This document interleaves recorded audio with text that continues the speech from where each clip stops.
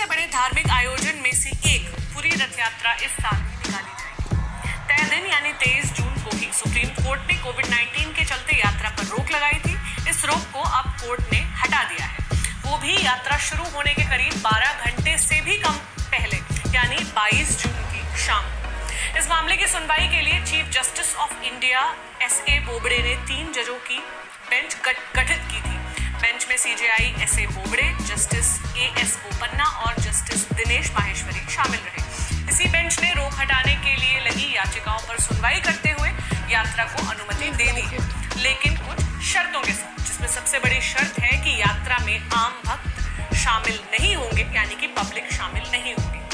तो आसान भाषा में आप समझेंगे ये पूरा मसले से लेकर पूरी रथ यात्रा की अहमियत तक सारी बातें मेरे यानी प्रतीक्षा के साथ। अब ये मामला कोर्ट क्यों पहुंचा? दरअसल रथ यात्रा का धार्मिक आयोजन हर साल होता है, बड़ी भीड़ जुटती है। इस साल जब कोविड की वजह से सभी तरह की मास गैदरिंग बैन है, तो सुप्रीम कोर्ट ने 18 जून को एक फैसले में यात्रा पर भी रोक लगा दी। इसी रोक को हटाने के लिए 16 याचिकाएं सुप्रीम कोर्ट में दाखिल हुई। कहा गया कि पूरी रथ यात्रा साल 1737 से लगातार हर साल निकाली जा रही है, यानी 284 साल से लगातार।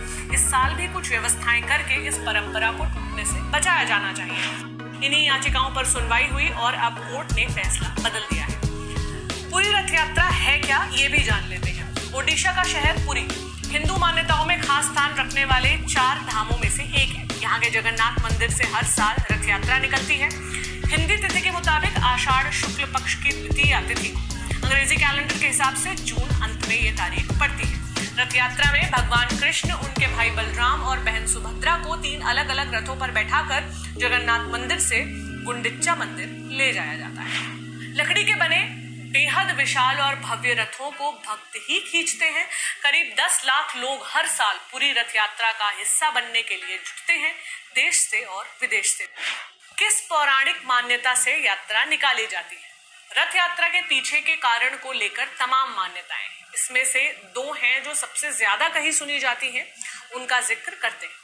पहली मान्यता, ऐसा माना जाता है कि गुंडिच्चा मंदिर कृष्ण, बलराम और सुभद्रा की मौसी का घर है। साल में एक बार जैसे हम अपने नाना नानी के यहाँ छुट्टियां मनाने जाते हैं, वैसे ही भगवान भी जाते हैं। रथ यात्रा वही मौका होता है जब तीनों अपने घर से मौसी के घर जाते हैं। दूसरी मान्यता है कि भगवान कृष्ण और बलराम के मामा कंस ने उन्हें मथुरा आमंत्रित किया। कंस के इरादे गलत थे और वो कृष्ण को मारना चाहते थे। कंस ने अक्रूर को रथ के साथ गोकुल भेजा। भगवान कृष्ण और बलराम रथ पर बैठे और मथुरा के लिए रवाना हो गए। प्रस्थान के इसी दिन को पुरी के भक्त रथ यात्रा के रूप में मनाते हैं। जगन्नाथ मंदिर में भाई बहन की मूर्ति साथ में क्यों है? एक बार कृष्ण की पत्नियों ने माँ रोहिणी से जिद कर ली कि कृष्ण के रासलीला के किस्से सुनाइए। किस्से शुरू हुए। सुभद्रा से कहा गया कि दरवाजे पर पहरा दें ताकि कोई और न सुन ले। तभी कृष्ण और बलराम वहां आ गए।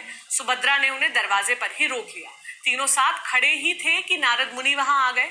उन्होंने तीनों भाई बहन का यूं साथ खड़े होना देखा और ये उन्हें इतना आकर्षक लगा कि उन्हें यूं ही देखने का आशीर्वाद उन्होंने मांग लिया। तब से दर्शन के लिए तीनों भाई बहन यूं ही जगन्नाथ मंदिर में स्थापित है। अब वापस लौटते हैं कोर्ट के फैसले पर। रथ यात्रा को लेकर क्या क्या बात हुई? सबसे बड़ी बात, नो पब्लिक पार्टिसिपेशन। कोर्ट ने फैसले में ये कहा है, यानी यात्रा में आम भक्तों की शिरकत बैन रहेगी। मंदिर कमेटी के लोग, पुजारी और व्यवस्था में लगे लोग ही रहेंगे। सिर्फ वही सेवायत और पंडा रथ यात्रा में हिस्सा लेंगे जो कोविड नेगेटिव हो। केंद्र और ओडिशा सरकार रथ यात्रा कराने के ही पक्ष में थी, हालांकि दोनों ने ही भक्तों की शिरकत के बिना यात्रा की वकालत की थी। केंद्र की ओर से सॉलिसिटर जनरल तुषार मेहता ने कहा कि लोगों की आस्था का सवाल है। यात्रा सैकड़ों साल से जारी है। अगर भगवान इस बार घर से नहीं निकले तो मान्यता के मुताबिक वे 12 साल घर से नहीं निकल पाएंगे। जब कोर्ट ने अपने पिछले फैसले में यात्रा पर रोक लगाई थी तो कहा था कि अगर इस माहौल यानी कोविड के माहौल में भी यात्रा की अनुमति दी तो भगवान जगन्नाथ क्षमा नहीं करेंगे। अब अनुमति दे दी गई है, इस भरोसे के साथ कि भक्त संयम रखेंगे, भगवान को मौसी के घर छोड़ आएंगे, लेकिन 2 गज दूरी के साथ। इस न्यू नॉर्मल में धार्मिक गतिविधियां नए रूप ले रही हैं। क्योंकि स्वस्थ रहेंगे तभी भगवान का ध्यान कर पाएंगे। इसी नोट पर मैं प्रतीक्षा आपसे विदा लूंगी। ये जानकारी आपके लिए लेकर आए थे अभिषेक त्रिपाठी। अपने फीडबैक मुझे भेजें thelalantoppp@gmail.com पर। शुक्रिया।